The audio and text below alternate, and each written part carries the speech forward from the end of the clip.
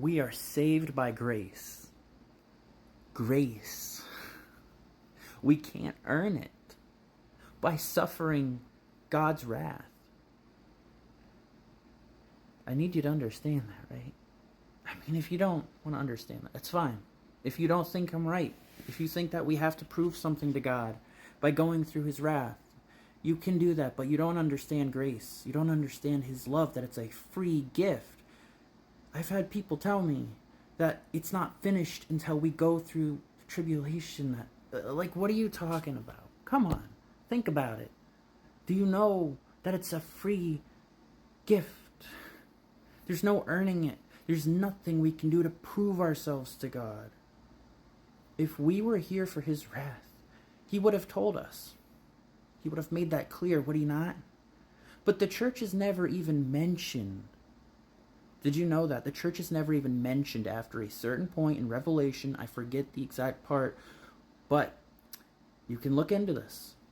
But the church is never mentioned again until, like for several chapters, I believe, until returning with him in his second coming. That right there should be a clear answer, but somehow people don't get it. I don't know. I don't think a lot of people study it. Some people, they just say, well, you can't know the day or hour, so just forget about it. You don't ignore it all, like so much, like this huge percentage of the Bible, just because, we can't know that. So I'm just going to cherry pick this one verse, can't know the day or hour, and I'm just going to run with it and ignore so much other scripture. Okay. Anyways. Scripture tells us that we go up to heaven with him to be with him. That's what being raptured is, to be taken to God. Being raptured is a thing that has happened in the Bible. Enoch was literally in one place and then in an instant with God. That's literally all it is. Don't overthink it. So it tells us that we will be taken to heaven in an instant, in the twinkling of an eye. Do you know how fast an eye twinkles? It's just faster than you can comprehend. All right, faster than I can comprehend. And that we come back with him after the tribulation. It wouldn't make sense for us to be taken up to him after the tribulation, just to immediately, like the same instant, come back down with them. Like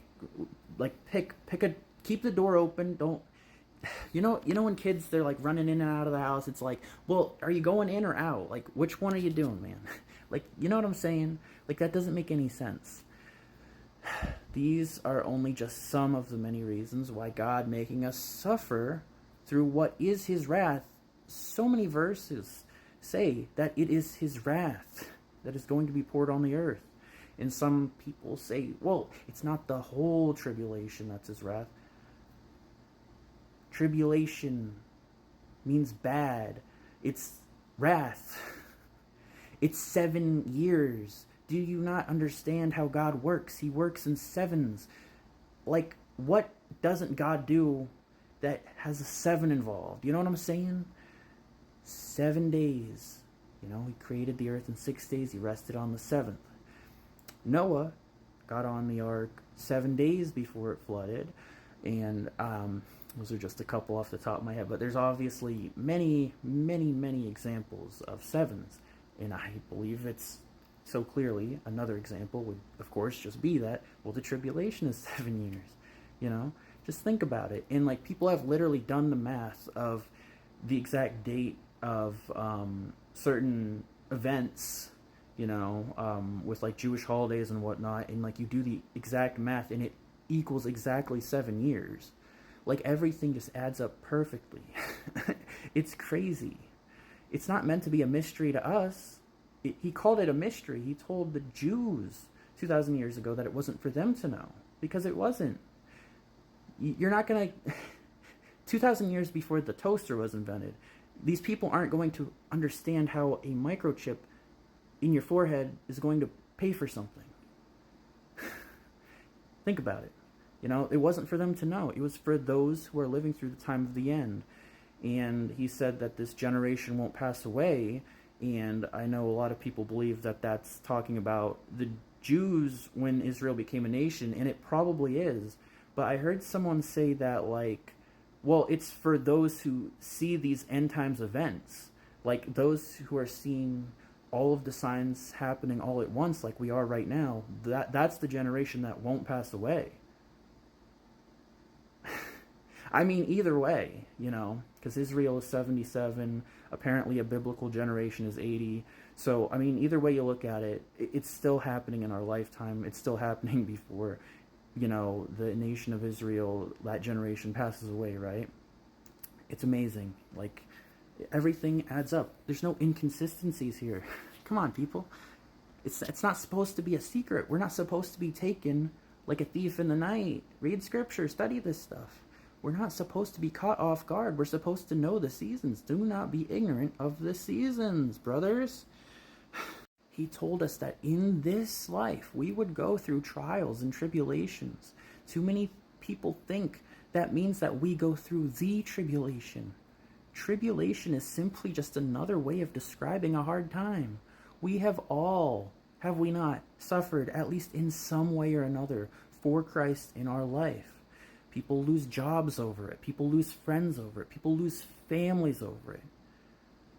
We've gone through a lot. We have.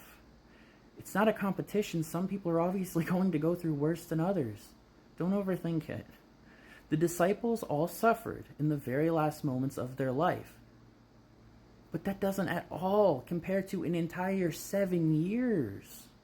You can't say that because the disciples were slaughtered for their faith in Jesus, that means that we have to too. That was the very last moment of their life. That's not an entire 7 years. That's a completely different thing.